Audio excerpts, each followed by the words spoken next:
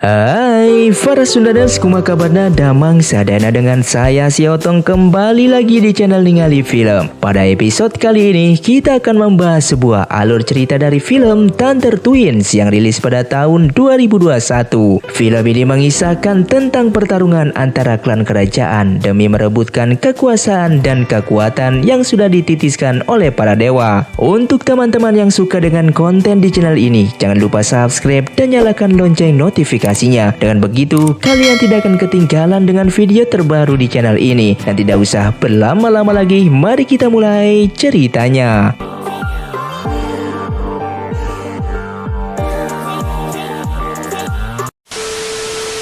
Dan di awal film dijelaskan 4 tokoh sentral di film ini. Mereka adalah Pendeta Tao, Penasehat Wen, Xing Xiang, dan Ketua Klan Burung.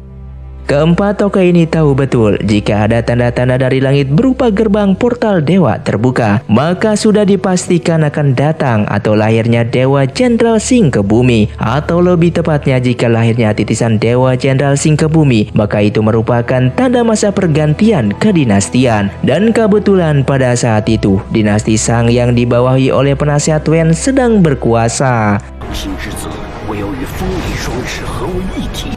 Saat itu, Penasehat Wen yang nampak khawatir dengan hilangnya dinasti Shang berniat menghabisi seluruh klan burung, karena klan burunglah yang hanya memiliki kekuatan sayap angin dan petir yang dibutuhkan Dewa Jenderal Xing agar bisa membuka formasi langit nantinya. Dengan menghabisi seluruh klan burung dan memiliki kekuatan sayap angin dan petir, maka dinasti Shang akan terus berkibar di bumi selamanya. Sementara itu, ketika seluruh keadaan klan burung sudah hancur lebur oleh Penasehat Wen, Ketua Klan Burung dengan sengaja memberikan kekuatan sayap angin dan petir miliknya kepada salah satu bayi kembar tersebut agar titisan Dewa Jenderal Xing dapat terselamatkan. Sementara itu, ketika Penasehat Wen akan mengambil titisan Dewa Xing ini, maka ia harus berhadapan dengan Pendeta Tao, sang pembela kebenaran.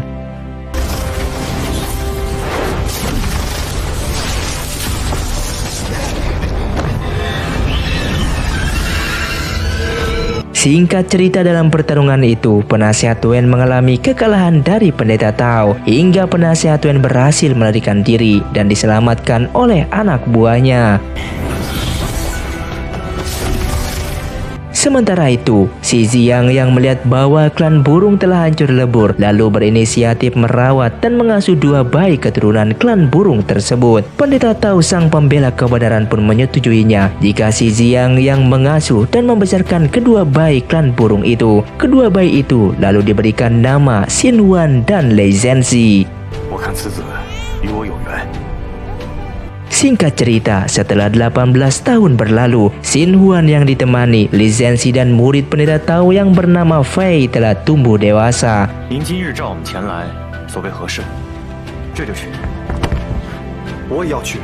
Mereka kemudian ditugaskan untuk melakukan perjalanan jauh mengambil tongkat emas milik Dewa Jenderal Xing. Hanya titisan Dewa Jenderal Xing lah yang mampu mengangkat tongkat emas ini nantinya, dan berangkatlah mereka bertiga menuju tempat yang dimaksud.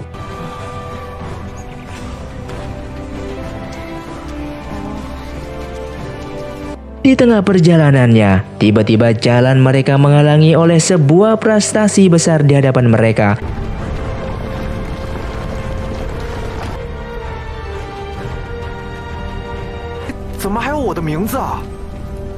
Lei Zhenxi yang sedikit konyol tingkah lakunya lalu berniat untuk menghancurkan tembok besar itu dengan satu pukulan.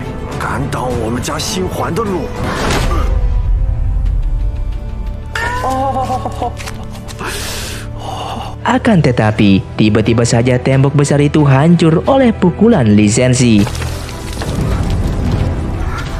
Setelah keadaan kembali normal, terlihatlah tongkat sakti emas itu di hadapan mereka. Xin Huan lalu bergegas untuk mencoba mengangkat tongkat emas tersebut, akan tetapi usahanya gagal.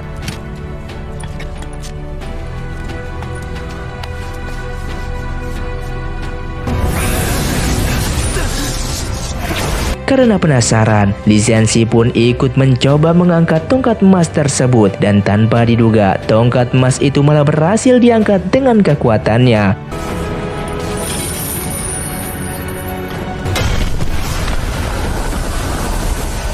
Sementara itu, si Xiang dan Pendeta Tao yang sudah menunggu kedatangan mereka kaget terperangah melihat tongkat emas itu dibawa oleh Li Zhansi dan bukan oleh Xin Huan yang mereka duga selama ini adalah titisan Dewa Jenderal Xing. Lalu Pendeta Tao dan si Xiang memahami kondisi yang sebenarnya, bahwa pada saat ketua klan burung memberikan kekuatan sayap angin dan petir pada Xin Huan waktu kecil, semata-mata untuk melindungi titisan Dewa Jenderal Xing yang asli dari usaha pembunuhan yang dilakukan penasihat Wen pada waktu itu. Kemudian, Pendeta Tao dan si Xiang pun berniat mengorbankan nyawa Xin Huan agar kekuatan sayap angin yang ada pada Xin Huan bisa kembali ke Li Zhansi, orang terpilih yang telah menjadi Dewa Jenderal Xing.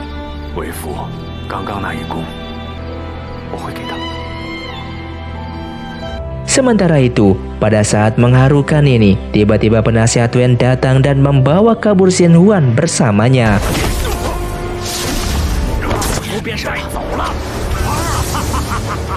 Kemudian penasihat Wen lalu membawa Xin Huan ke tempat asal usulnya, yaitu markas klan burung yang telah hancur lebur. Lalu membuat narasi dan memasuki alam bawah sadar Xin Huan bahwa ayah angkatnya Xin Huan yaitu Xing Xiang adalah orang yang telah menghabisi seluruh keluarganya. Xin Huan yang saat ini sangat kecewa dengan ayah angkatnya. Saat itu Xin Huan ingin membalaskan dendam klan burung keluarganya berkat busuk rayuan penasihat Wen yang akan membantu menumbuhkan sayap angin dan petirnya agar bisa membalaskan dendam pada si Xiang ayah angkatnya itu. Dan pada akhirnya Xin Huan terbujuk dan mengikuti apapun kemauan penasihat Wen, dan di sanalah Xin Huan berguru kepada penasihat Wen.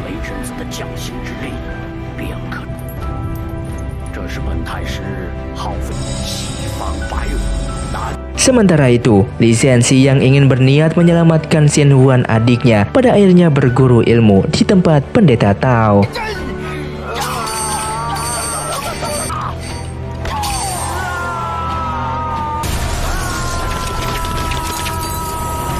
Dan pada saat proses pembelajaran ilmu kepada Pendeta Tao, tiba-tiba di atas awan tertuliskan kabar bahwa ayah angkatnya telah diculik dan akan dibunuh oleh Xin Huan. Kemudian Li Zhansi yang berniat akan menolong ayah angkatnya itu dilarang oleh Pendeta Tao. Karena Li Zhansi terus memaksa untuk pergi, pada akhirnya Pendeta Tao memberikan buah naga sakti yang sangat berisiko terhadap takdir dan jalan hidup Li Zhansi ke depannya. Tanpa pikir panjang, Li Zhansi akhirnya mengikuti apapun resikonya demi menyelamatkan sang ayah angkatnya itu.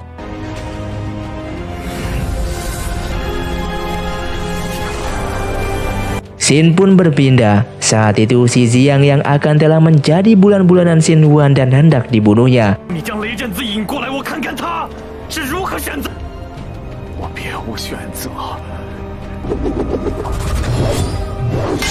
Tiba-tiba bisa terselamatkan dengan kedatangan Li Zhansi dan Xing. Saat itu Li Zhansi meminta baik-baik agar sayap angin dan petir miliknya dikembalikan. Namun Xin Huan yang sudah teracuni pikirannya oleh penasihat Wen tetap pada pendiriannya bahwa yang berhak atas sayap angin dan petir hanyalah milik dirinya.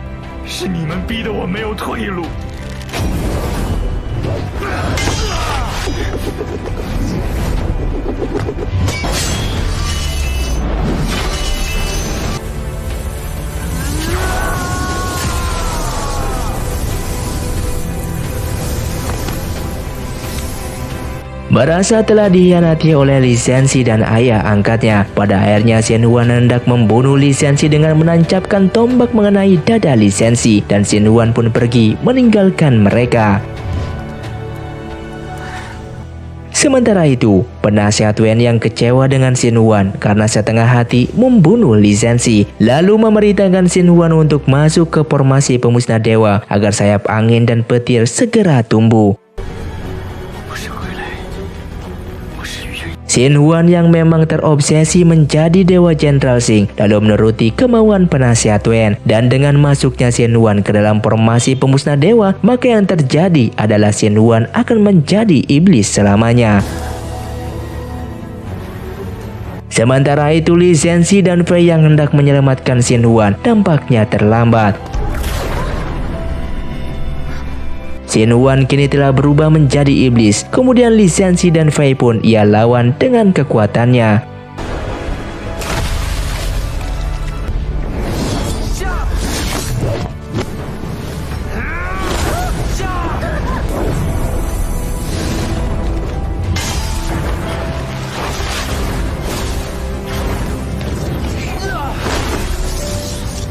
Kemudian sayap angin dan petir pun telah tumbuh hingga kekuatannya semakin berlipat ganda.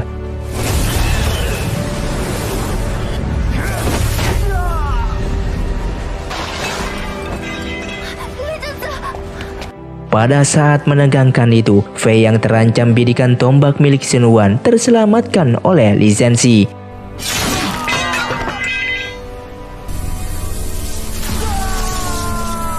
Kemudian Li Zhenxi dibawa dan ditawan oleh Shin Huan.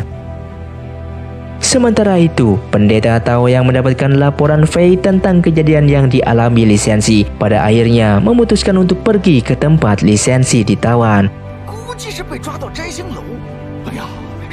Sesampainya di sana, pendeta Tao lalu membebaskan Li Zhenxi. Sementara itu di tempat formasi pemusnah dewa, Shin Huan baru menyadari ilusi muslihat penasihat Wen selama ini. Pada saat penasihat Wen mengambil darah sayap angin dan petir milik Shin Huan, ilusi yang diciptakan penasihat Wen tiba-tiba muncul, di mana di dalam ilusi itu ternyata penasihat Wen lah yang telah membunuh klan burung keluarganya. Dan pada saat Shin Huan sudah tak berdaya, pendeta Tao datang untuk menyelamatkan Shin Huan, namun nampaknya terlambat karena formasi pemusnah dewa telah terbentuk dan kini telah terbuka.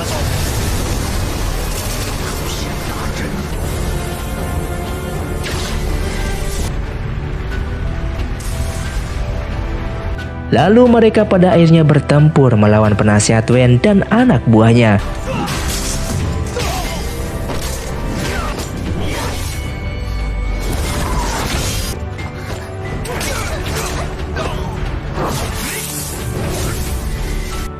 Dan ketika Li Zhenxi hendak dibunuh, tiba-tiba Fei merelakan tubuhnya menjadi korban demi Li Zhenxi. Saat itu, Li Zhenxi pun sangat marah dan menghabisi seluruh anak buah penasihat Wen.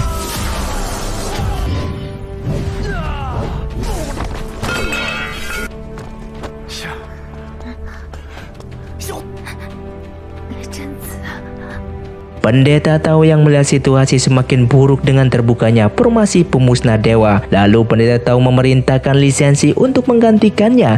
Kemudian Li Zhenxi pun terbang bersama Shin Huan. Sementara itu, Shin Huan kini telah sadar atas kesalahannya, lalu memberikan sayap angin dan petirnya untuk Li Zhenxi.